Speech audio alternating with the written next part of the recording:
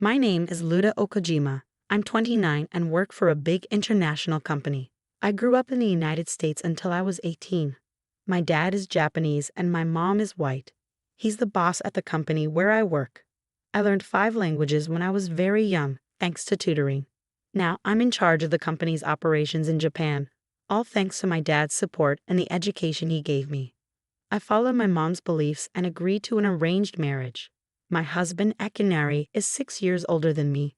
Love wasn't what brought us together. As we started living together, I noticed things that bothered him. The laundry needs washing. We only talk about basic stuff because of our situation. I've been swamped with work emails this week, sorry. That's not an excuse, Han. Lots of wives work and still manage their homes. He was firm about our roles. I work hard, but living together is new to me. I was doing my best to adapt. You're just standing there drinking coffee. How does that help? Drinking coffee helps me wake up and get ready for the day. It's my routine. Mind your own business. Akinari has always been like this since we got married. Maybe he doesn't really love me. He often reminds me that I was homeschooled, so I should be good at housework. Okay, yes, I can handle the housework. You knew that from the beginning. You're so focused on yourself, even though you didn't have a proper education. This household functions because of me. Remember that. We lived in a 4-bedroom house. It was Akinari's dream to own a home, so we took out a loan and got approved. It wasn't something I cared much about, but he made it seem like a manly achievement I wouldn't understand. We never really talked much about our jobs. Education isn't everything, I said simply. Are you testing me? You're belittling my education. According to you, the husband should be the main provider, and the wife should silently follow. Plus, you have a strong accent. People can barely understand you here. We're in Japan. He criticized me for everything. I grew up in the US, so my Japanese won't sound perfect. My mom helped me with pronunciation, but I speak 5 languages. I won't sound like a native Japanese because I'm not. He didn't know this, so he assumed I was unintelligent. I'm going to do the laundry. I'm off today, and Akinari will be leaving for work soon. He's a big germaphobe and always tells me you must bleach the toilet seat after every use. He washed me closely to ensure I cleaned everything after each use. When we moved in together, I used to wear shoes indoors, which is normal in America. Are you white or Japanese? Stop being gross like everyone in America. Take off your shoes, he snapped. In my mind, I thought, I am white. Half white. He was obsessed with cleanliness, always armed with hand sanitizer wipes and disinfectant. At home, he made me feel like I was the messiest person alive. Sorry for the germs, I'd say, wiping things down daily. Honestly, it got annoying. As I loaded the washer, I thought I heard him call, so I went to see what he needed. Did you call me? He snapped back. I did, but you took forever to come. You're just testing my patience. I couldn't hear you. I was doing laundry, and the machine is loud. I explained honestly. You couldn't hear over the washer? Are you deaf? You're pathetic. That's why people without degrees never achieve anything. My husband loved reminding me of my background. I couldn't finish my degree in the US because my father changed jobs. When we moved to Japan, I had to get a degree to work. I passed the entrance exam at a community college known for failures and dropouts. My husband graduated from the University of Tokyo. Coming from America, I didn't realize how prestigious that was until after we got married. But to me, a person's value goes beyond their degree. Is it really such a big deal that I graduated from a community college? What about all the other people in Japan who did too? Do you think less of them as well? I started questioning his values. What's the problem with being a community college graduate? There are many talented people in the world, no matter where they studied. In my company, there are even some who only finished high school, and they're doing great. I don't understand why he's so focused on appearances. In Japan, education is important, but doesn't everyone deserve respect regardless of their education level? I'm sorry, I didn't realize. Oh, so you went to the University of Tokyo, right? Isn't that like the top-notch education? The University of Tokyo? Ha, it's impressive. It's almost funny because you don't even grasp how amazing it is. I'm embarrassed I married someone not as smart as me. If it wasn't for our moms knowing each other, I wouldn't have gone through with this marriage. You don't deserve someone like me. He often talks about himself and points out what I lack compared to him. He enjoys making me feel inferior. In my opinion, people like him shouldn't be the most successful at their jobs. But strangely, his education seemed enough for him to succeed, even though I couldn't relate. I said, I get it. Someone like me doesn't deserve someone as smart as you. Whatever. Just listen to me. I went to the University of Tokyo, so I'll guide you. Just don't try to do things on your own. He's got a big ego and always wants to be in charge. I can't even slightly disagree with him because he always has to have the final word. Okay, time to head to work. Akinari grabbed his suitcase, leaving his coffee half finished, and dashed out the door. I glanced at the table and started tidying up. Isn't this table clean enough? I muttered to myself.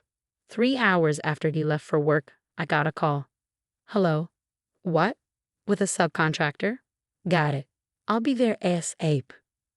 My company informed me about a mistake found in an order with one of the subcontractors I oversee. They failed to deliver the materials we needed on time for our next project, which would now be delayed. To make matters worse, the materials are coming from overseas, adding extra time and cost. It was supposed to be my day off, but work couldn't wait. When I arrived, everyone was busy, and I immediately met with the team to assess the situation. I reviewed invoices and prioritized materials for the building starting construction soon. I managed a plan for the construction to start next week, but I knew the issue wasn't resolved yet. If the additional materials didn't arrive on time, it would affect future projects too. Normally, the subcontractor would handle such issues, but this time it fell on me. After a tiring day, I finally returned home from work, expecting a relaxing day off. I collapsed into bed and quickly fell asleep. Luda? I heard my name and stirred awake. I'm sorry, I must have dozed off, I said, though I wasn't truly apologetic. Still, Akinari was quick to judge. You're so privileged. You have a day off and can't even cook dinner for your husband. Instead, you sleep. He was already starting with the criticism, even though I had just woken up. I'm sorry, I had to go to work. There was an urgent situation. I explained, but he retorted, what kind of company calls its employees on their day off? I had a tough day too, you know. He always wanted his problems to take precedence. Perhaps he couldn't handle the idea of his wife being a better employee. It might have been his ego stemming from his prestigious alma mater, the University of Tokyo. Knowing his patterns by now, I tuned him out. Wait, it's 8 o'clock. I glanced at the clock and gasped. I've been asleep for 5 hours since I got home from work. The laundry I started this morning is still in the washer, and I haven't even made dinner. Suddenly, all the tasks I needed to do hit me at once. What are you waiting for? Make dinner first, then clean the tub. After that, do the laundry and the rest of the cleaning. There was a piece of your hair on the floor. It's filthy. His anger hadn't subsided, especially since I had fallen asleep. He never lifted a finger to help around the house since we got married, and he wasn't about to start now. He dictated my tasks and strolled into the living room. I hurried out of bed, washed my face, and started cooking dinner. Just as dinner was almost ready, Akinari's phone rang. It's me. It's happening again. Just stay quiet for now. Don't say a word.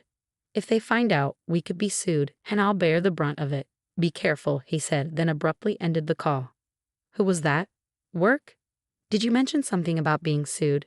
Is there something going on? I already had a sense that something was going on after overhearing his conversation, but he refused to acknowledge it. Please just relax. It's not your concern. Besides, even if there was an issue, your small mind wouldn't be able to handle it, he retorted, hitting me with an unexpected insult. I seethed with anger but focused on getting through dinner without responding. I'm heading to the office, he suddenly declared, swiftly grabbing his phone and wallet. Before I could question him, he was out the door. I noticed he'd left his suitcase behind, and a file protruded from it.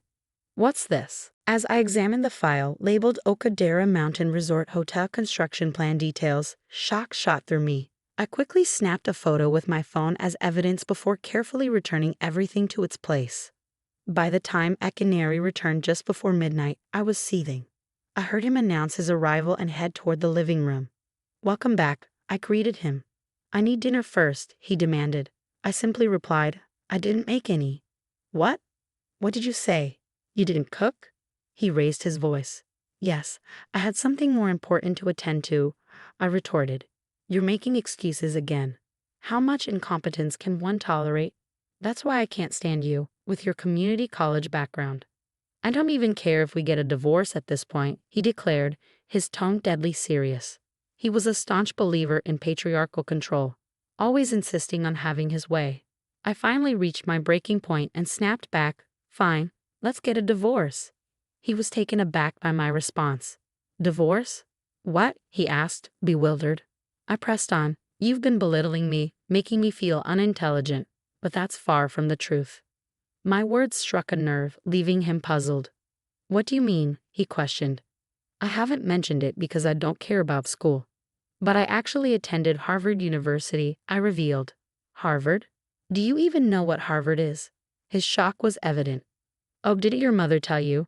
I was born and raised in the US. I lived there until I was 18, I explained. "You, what? Are you serious?" Akinari looked pained. His ego took a hit. He had been proud of his degree from Japan's top university, but this revelation reminded him of even more prestigious institutions. "You're joking. There's no way I believe that," he scoffed, growing disrespectful. "Are you feeling offended? You seem to resort to inappropriate remarks when you're caught off guard. I guess the University of Tokyo isn't as prestigious as you thought," I said, surprised by my own assertiveness. "My feelings aren't hurt. I just need proof." "Show me the evidence," he insisted, needing tangible proof to believe my claim. So I showed him a photo from my freshman year orientation. "Can you read English?" "The sign clearly says Harvard Unit," I pointed out. "Don't mock me. I can read that," he retorted, scrutinizing the photo himself. "Do you believe me now? Why did you hide this from me?" "If I had known, I wouldn't have married you," he remarked, his ego clearly wounded. "Was it necessary to feel superior to your wife?" I challenged. "And no, my mom never mentioned it." "And what do you mean you didn't care? It's like you weren't interested in me at all," he deflected, playing the victim. "Isn't it wrong to judge people based on their education? Despite appearances, I can speak 5 languages: English, Japanese, Spanish, French, and Portuguese." "How many can you speak? Being a University of Tokyo graduate, what does intelligence mean to you? What's so impressive about your alma mater?" I taunted, watching him squirm. 5 languages, really? Then why did you attend that community college? It's like you did it to deceive me, and don't even try. "My superiority stems from attending the University of Tokyo," he stubbornly asserted. Clearly, his alma mater held immense significance and prestige in his eyes. I pressed on, sensing his frustration. Judging people solely based on their educational background is narrow-minded. True value lies in someone's ability to excel regardless of where they studied. "That's why I hold a high position in my company," I stated, watching him struggle to process my words. Until now, he had always believed himself to be superior to me. It seemed this revelation shifted his perspective. "Never mind, I need to discuss something more urgent," I interjected, steering the conversation back to the main issue. While I knew it was leading towards discussing divorce plans, there was another matter I had to address first. Akinari was taken aback, wondering what else I had to say. Handing him the file I had found earlier, I demanded, "Explain what this is." Before he could respond, I continued, "This is the detailed plan for the Okadera Mountain Resort Hotel construction project. I know it's a significant project you're working on." "How did you?" he began, but I cut him off. "I saw it sticking out of your bag, so I looked." "You went through my private work files? Do you realize how serious this is? If this information were to fall into the wrong hands," he started, his voice rising in alarm. "What are you afraid of? Being sued by my company and having the truth exposed? Is that what would happen if this ever got into the wrong hands?" I challenged. Akinari was left speechless, his eyes wide with shock. "We've both been distant from each other. That document is a joint construction project agreement and contract between my company and yours. See where it says cooperating company and XS company. XS company is mine, and I'm the vice president," I revealed with a smile. His mouth fell open, a bead of sweat trickling down his face. He began to panic and feigned examining the document. "No, that can't be right. It must be a mistake from my assistant in the material order or something. Are you making excuses now?" "I didn't even mention the material order. We were investigating why we lost contact with your company and realized there was an error in the order. We plan to confirm it later, but your admission just confirmed it," I countered. He covered his mouth, perhaps trying to stop himself from saying more. It's too late now, he interjected sharply, and based on what I heard on the phone, it seems you're the one responsible for this mess. You can't even manage to place orders correctly or handle the construction schedule. It's clear that a University of Tokyo graduate doesn't live up to the hype. Or do you still believe you're so brilliant? He continued, cutting me off before I could respond. Why does my wife's company have to outshine mine? How is this even possible? This is absurd. I'm intelligent and capable because of my University of Tokyo degree. You know what? He lamented to himself. In response, I calmly stated, well, I've never considered you particularly bright. Oh, please. The sight of his expression makes me nauseous. As the vice president and head of this project, I'm halting all transactions with your company and seeking damages for this project. Additionally, I'll be filing for divorce. I informed him of the 3 actions I intended to take. Please, anything but that, my usually disrespectful husband begged, his palms pressed together. What do you mean anything but that? You mean all 3 actions. All of them. My entire life will crumble at once, he pleaded. Yes, all of them. It seems it's not just one issue now, is it? I couldn't help but chuckle at his incompetence. This time, as he watched me laugh at him, he felt a deep sense of shame. I no longer wish to be associated with such incompetence, whether as a couple or a company. It's time to let go and preserve what dignity you have left, I advised him. At that moment, he seemed to realize he had run out of options. Desperately, he clung to my leg, perhaps in a last-ditch effort to save himself. Please don't leave me. Don't leave me. The once confident man now sounded desperate, resembling a child being punished by being kicked out of his parents' home. Ignoring his pleas, I made a phone call instead. Hi, President. I'll explain the details later, but I've identified the person responsible for the project mishap. Yes, I'll ensure damages are claimed properly. Okay, bye. After hanging up, he slowly released my leg and stared at the floor. Exhausted, I decided to head to bed without a word, leaving him behind. The next morning, my husband was nowhere to be found. Before heading to work, I stopped by the courthouse to obtain divorce paperwork, which I kept in my purse. I planned to have him sign the papers after work. Upon arriving at the office, I encountered a commotion at the entrance. Akinari was amidst a group of men, engaged in a heated dispute. I'm terribly sorry, the president apologized upon seeing me approach. They've been causing a disturbance for the past 30 minutes, so I decided to call the police. Shortly after, the police arrived and intervened. Amidst the chaos, I couldn't make out what was being said. After giving them a stern warning, the police dispersed the group and they left. That evening, Akinari returned home with a defeated air about him. Without a word, he silently signed the papers I presented. Never subject yourself to such humiliation again, I admonished, but he seemed to be lost in his own world, broken and detached. Ensuring he completed all the paperwork correctly, I gathered my belongings and left without another word, opting to stay in a hotel until I found a new place. The following day, I filed the necessary paperwork to finalize the divorce. Our marriage had lacked love from the start, so I felt neither sadness nor stress over its dissolution. Life continued as usual, and 2 weeks later, I learned that my ex-husband's company had declared bankruptcy. Despite paying the damages to my company, they couldn't sustain future projects due to financial constraints. Consequently, my ex-husband, the project leader, faced legal action from the company, as my boss informed me. Ironically, my ex-husband's emphasis on education as a measure of competence had backfired.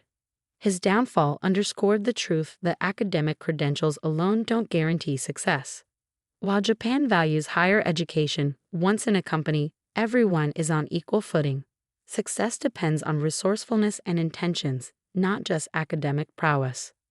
With this realization, I reaffirmed my belief that a person's educational background isn't paramount. Instead, dedication and determination are what truly matter. Armed with this perspective, I vowed to continue my journey with unwavering dedication, confident that success would follow.